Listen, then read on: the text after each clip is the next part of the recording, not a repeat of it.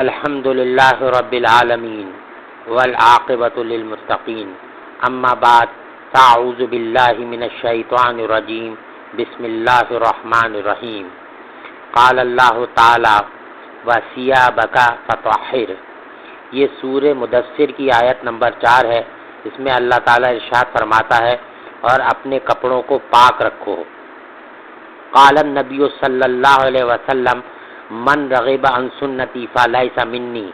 جو شخص میرے طریقے سے آراز کرے وہ ہم میں سے نہیں۔ رب اشرح لی صدری ویسر لی امری واحلل عقدۃ من لسانی یفقہوا قولی۔ میرے مسلمان بھائیوں اور بہنوں، سب سے پہلے تو یہ فقیر ایک مرتبہ اللہ پاک کا لاکھ لاکھ احسان مند اور شکر گزار ہے کہ اس پروردگار عالم نے پھر ایک مرتبہ اس ناچیز فقیر کو بیان کرنے کی سعادت نصیب فرمائی۔ اور تمام مسلمان بھائیوں اور بہنوں کو السلام علیکم ورحمۃ اللہ وبرکاتہ۔ میرے مسلمان بھائیوں اور بہنوں، آج کا موضوع جو ہے وہ ہے پیشاب کے چھینٹوں سے نہ بچنا۔ آج کا موضوع جو ہے وہ ہے، دیکھنے میں تو بہت چھوٹا سا ہے، لیکن دیکھیں کہ اس کے وبال کتنے ہیں، اور موضوع ہے پیشاب کے چھینٹوں سے نہ بچنا۔ حضرت ابن عباس رضی اللہ تعالی عنہ سے روایت ہے کہ ایک مرتبہ رسول اللہ صلی اللہ علیہ وسلم 2 قبروں پر سے گزرے اور آپ صلی اللہ علیہ وسلم نے فرمایا کہ ان دونوں قبروں میں عذاب دیا جا رہا ہے۔ ان کا عذاب کوئی بہت بڑے گناہ کی وجہ سے نہیں ہو رہا، یعنی ان لوگوں کو جو صاحب قبر ہیں ان کو عذاب کسی بہت بڑے گناہ کی وجہ سے نہیں ہو رہا ہے، بلکہ ان میں سے ایک پیشاب کے چھینٹوں سے نہیں بچتا تھا اور دوسرا چغلخوری کرتا تھا۔ مطلب یہ کہ یہ گناہ تو بہت بڑے ہیں، حتیٰ کہ ان کی وجہ سے عذاب قبر بھی ہوتا ہے، لیکن عوام الناس لوگ جو ہیں اس گناہ کو یعنی گناہ ہی نہیں سمجھتے ہیں، اسے نظر انداز کرتے ہیں۔ اس انداز بیان کے ذریعے غالباً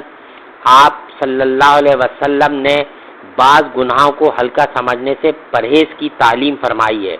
یعنی کسی گناہ کو ہلکا مت سمجھو، چھوٹا مت سمجھو۔ چنانچہ ایک مرتبہ آپ صلی اللہ علیہ وسلم نے ہماری اماں حضرت عائشہ رضی اللہ تعالی عنہا سے یہ بات نہایت ہی وضاحت کے ساتھ فرمائی، یعنی ہلکے اور چھوٹے چھوٹے گناہوں سے بھی بچتی رہو، یعنی کسی گناہ کو چھوٹا مت سمجھو، ہلکا مت سمجھو، چھوٹے چھوٹے گناہوں سے بھی بچتی رہو۔ یہ ہمارے آقا حضور صلی اللہ علیہ وسلم کس کو وضاحت کر رہے ہیں؟ اس کو جو پوری امت کی ماں ہے، یعنی ہماری اماں حضرت عائشہ رضی اللہ تعالی عنہا سے حضور صلی اللہ علیہ وسلم اس بات کی وضاحت فرما رہے ہیں۔ تو مسلمان بھائیوں اور بہنوں، اور حدیث میں ہے کہ آپ صلی اللہ علیہ وسلم نے پیشاب کے چھینٹوں سے بچنے کا حکم دیا ہے کہ یعنی پیشاب کے چھینٹوں سے بچتے رہو، اس لیے کہ عذاب قبر اکثر اسی وجہ سے ہوتا ہے۔ تو مسلمان بھائیوں اور بہنوں، اللہ پاک سے دعا ہے کہ اللہ پاک ہمیں تمام صغیرہ اور کبیرہ گناہوں سے بچنے کی توفیق عطا فرمائے۔ اللہ پاک ہمیں پیشاب کے چھینٹوں سے بھی بچنے کی توفیق عطا فرمائے، جسے ہم بالکل بے دہانی کے اندر گناہ ہی نہیں سمجھتے ہیں، اور ہم جاتے ہیں صحیح سے استنجا بھی نہیں کرتے، اور باتھ روم میں جا کے جو آج کل یہ کیا کہتے ہیں، آپ نے دیکھا ہوگا کہ اکثر گھروں کے اندر جو ہے کموڈ کا سسٹم جو ہے وہ شروع ہو چکا ہے، اور لوگ جو بڑا اس کا ایڈوانس دور سمجھتے ہیں اور اس کو بڑا فیشن کے زمرے میں لیتے ہیں۔ تو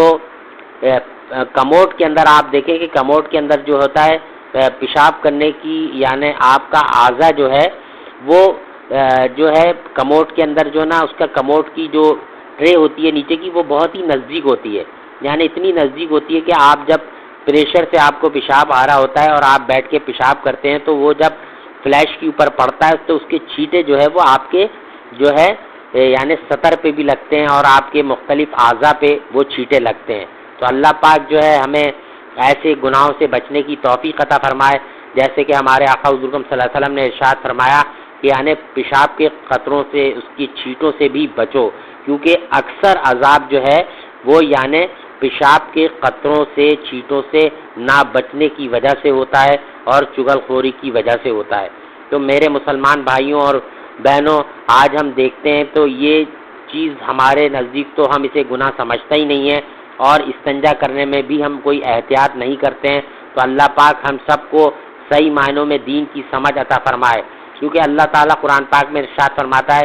یا ایھا الذین آمنوا ادخلوا فی السلم کافۃ ولا تتبعوا خطوات الشیطان انہ لکم عدو مبین، اے ایمان والو دین میں پورے داخل ہو جاؤ اور شیطان کے پیچھے مت چلو، وہ تمہارا کھلم کھلا دشمن ہے۔ میرے مسلمان بھائیوں اور بہنوں، اللہ تعالیٰ کا یعنی یہ حکم قرآن پاک کے اندر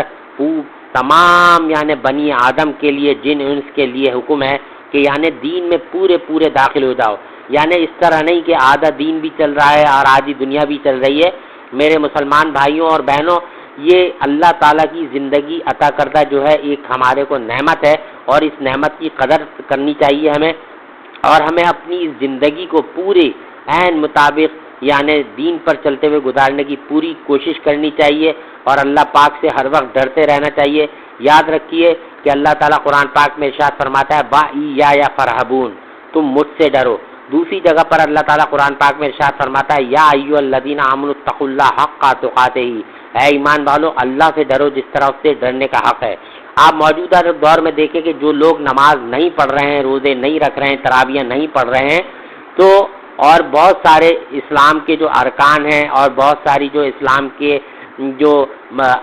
معاملات ہیں، شرعی معاملات ہیں، ان کو پورا نہیں کر رہے ہیں، اس کی جو مین وجہ ہے وہ یہ ہے کہ ہمارے دلوں سے جو ہے وہ اللہ کا خوف نکل گیا ہے، یعنی ہم یہ بھول بیٹھے ہیں کہ ہم نے مرنا بھی ہے، موت کا خوف بھی ہمارے سے تو دلوں سے نکل گیا ہے۔ تو ہم یہ بات کیوں بھول جاتے ہیں کہ آپ کتنے دن زندہ رہیں گے، 60 سال، 70 سال، 80 سال، 90 سال، 100 سال، پھر یقین مانیں کہ اللہ تعالیٰ قرآن پاک کے اندر 23ویں پارے میں ارشاد فرماتا ہے فَسُبْحَانَ الَّذِي بِيَدِهِ مَلَكُوتُ كُلِّ شَيْءٍ وَإِلَيْهِ تُرْجَعُونَ، پاک ہے وہ ذات واحد جس کی بادشاہت ہر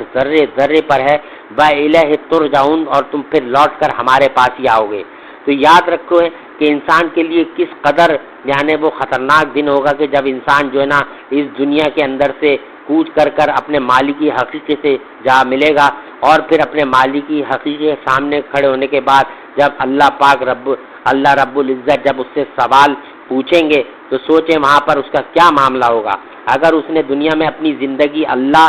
کے حکم کے مطابق اور اللہ کے محبوب حکم صلی اللہ علیہ وسلم کی اتباع کے مطابق اپنی زندگی گزاری ہوگی تو انشاءاللہ اللہ کے فضل و کرم سے وہاں پر بھی وہ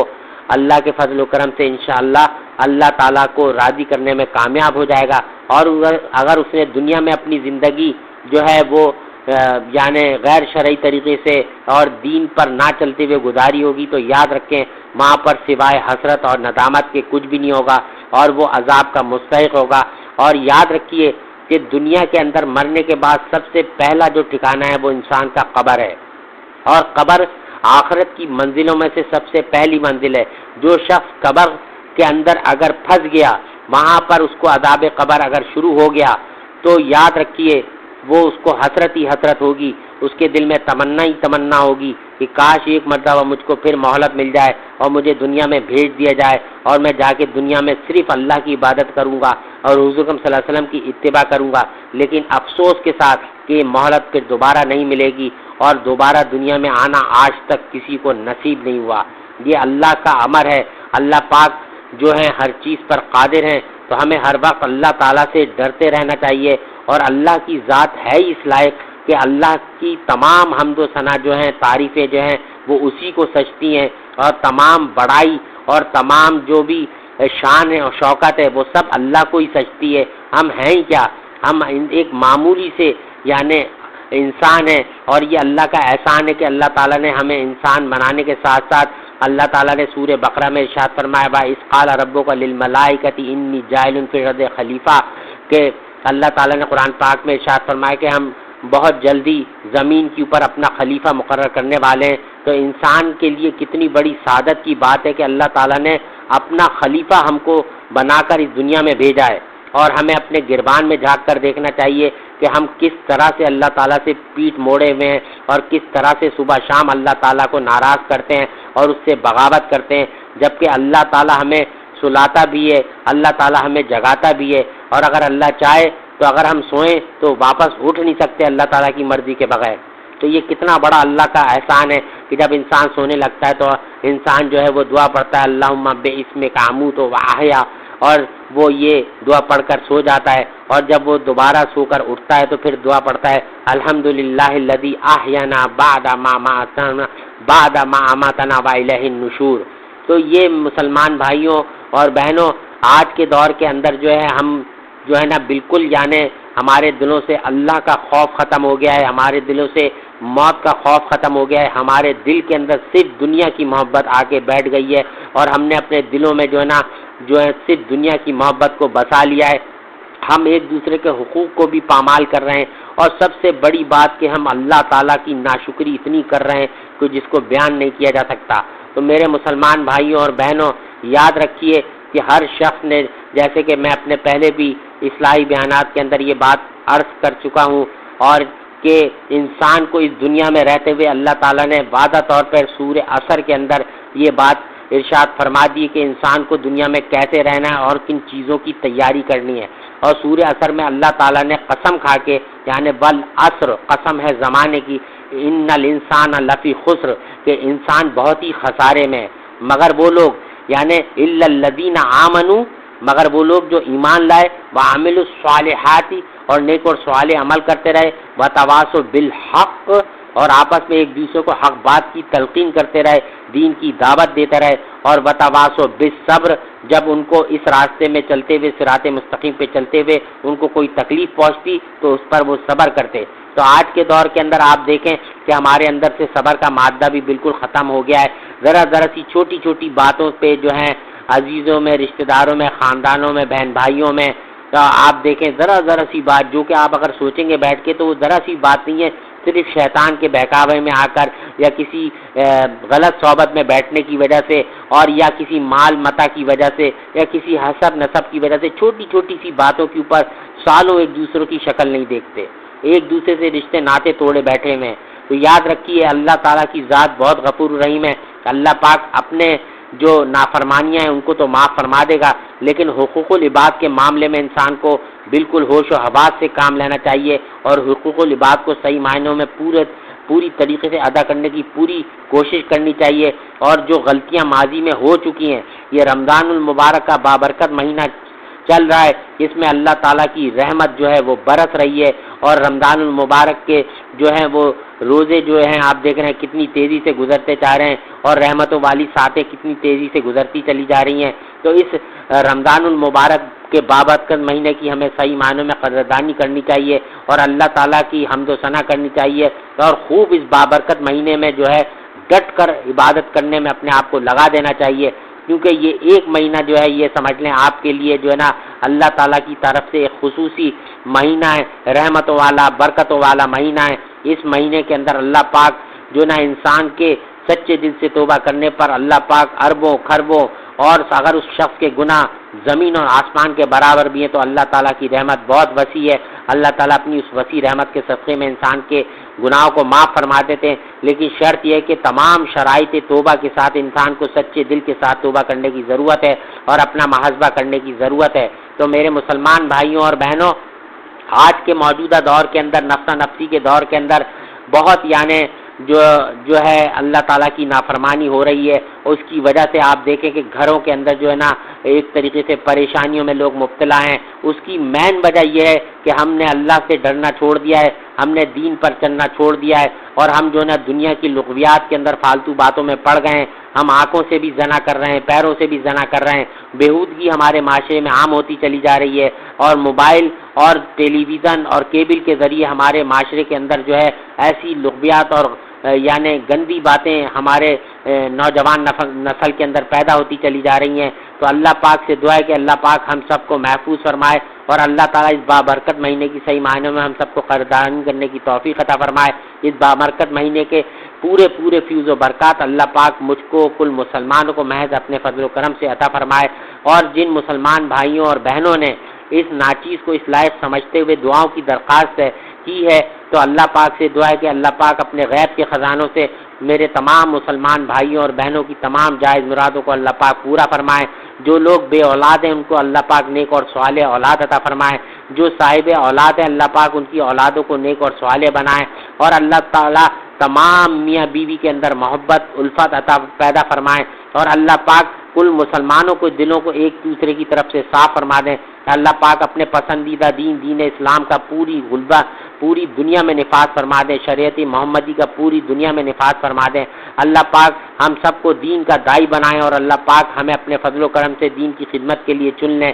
کیونکہ جو لوگ اللہ تعالیٰ قرآن پاک میں ارشاد فرماتا ہے وَمَنْ أَحْسَنُ قَوْلًا مِّمَّنْ دَعَا إِلَى اللَّهِ، تم میں بہترین شخص وہ ہے جو لوگوں کو اللہ کی طرف بلائے. تو ہمیں ایسے لوگوں کی صحبت اختیار کرنی چاہیے جو دیندار لوگ ہوں اور جو اللہ کی طرف دعوت دینے والے ہوں. اور یہ بہت بڑا کام ہے، یعنی اللہ کے دین کا کام کوئی معمولی کام نہیں ہے. اللہ پاک جو لوگ دین کا کام کر رہے ہیں اللہ پاک سے دعا ہے کہ اللہ پاک ان کے دین کے معاملات میں آنے والی رکاوٹوں کو اپنے فضل و کرم سے دور فرمائے. اللہ پاک ان تمام حضرات کی صحیح کو اپنی بارگاہ علی میں قبول و منظور فرمائے، چاہے وہ دین کا کام کسی بھی شعبے میں رہتے ہوئے کر رہے ہیں، زکوٰۃ کے ذریعے، صدقات کے ذریعے، خیرات کے ذریعے، اور لوگوں کو تبلیغ کرتے ہوئے اپنی زندگی گزار رہے ہیں اور لوگوں کو دین کی دعوت دے رہے ہیں. اللہ پاک سب کی جان و مال عزت آبرو کی حفاظت فرمائے. اللہ پاک ہم سب سے راضی ہو جائے، کیونکہ دنیا کے اندر جو ہے نا ہم تھوڑے عرصے کے لیے بھیجے گئے ہیں اور یہ دنیا عارضی زندگی ہے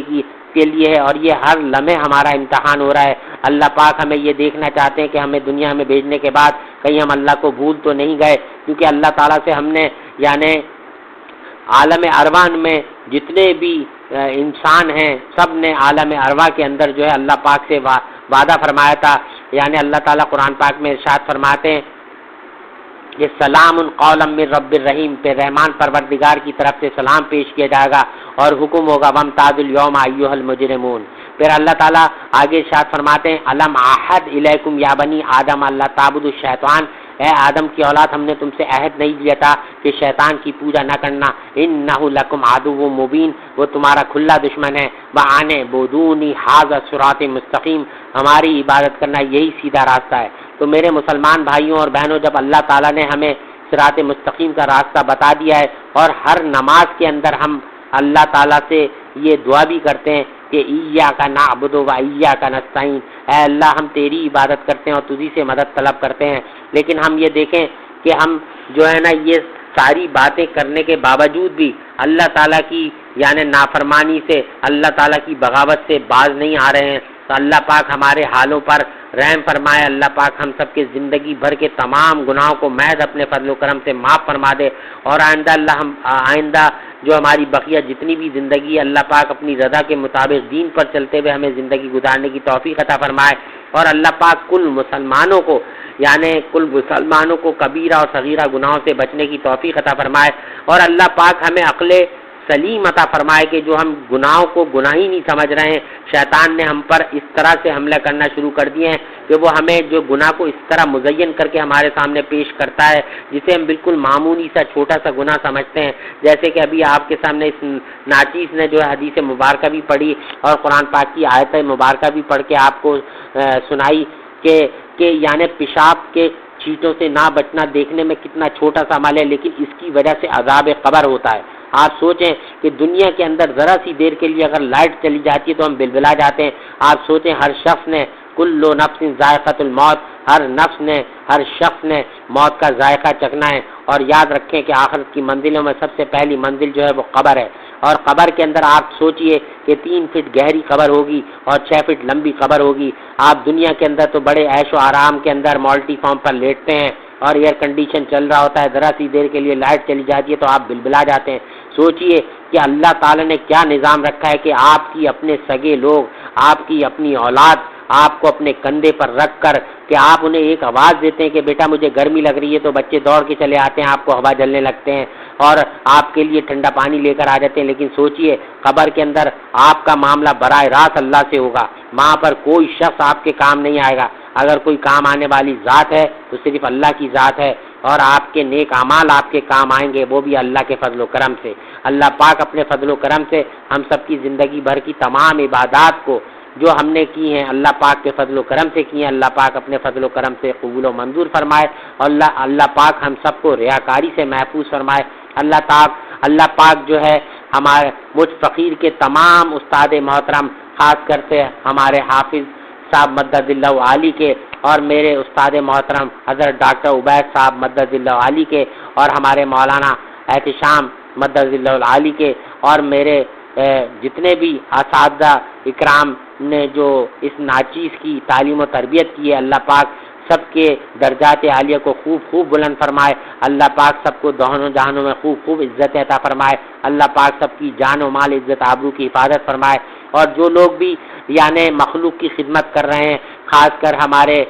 KGA فاؤنڈیشن کے چیئرمین محمد اسماعیل گوپانگ صاحب، اور کیا کہتے ہیں منور گوپانگ صاحب، اور جو لوگ بھی مخلوق کی مخلوق انسانیت کی یعنی جو ہے خدمت کر رہے ہیں، کسی بھی طرح سے کر رہے ہیں، اللہ پاک ان کی صحیح کو اپنی بارگاہ عالیہ میں قبول و منظور فرمائے، اور اللہ پاک ہم سب سے راضی ہو جائے، اللہ پاک ہم سب کو اپنا بنا لے۔ لا الہ الا انت سبحانک انی کنت من الظالمین، ربنا ظلمنا انفسنا وان لم تغفر لنا وترحمنا لنکونن من الخاسرین، استغفر اللہ تعالی ربی من کل ذنب واتوب الیہ، سبحان ربک رب العزت عما یصفون وسلام علی المرسلین والحمد للہ رب العالمین، وآخر دعوانا ان الحمد للہ رب العالمین۔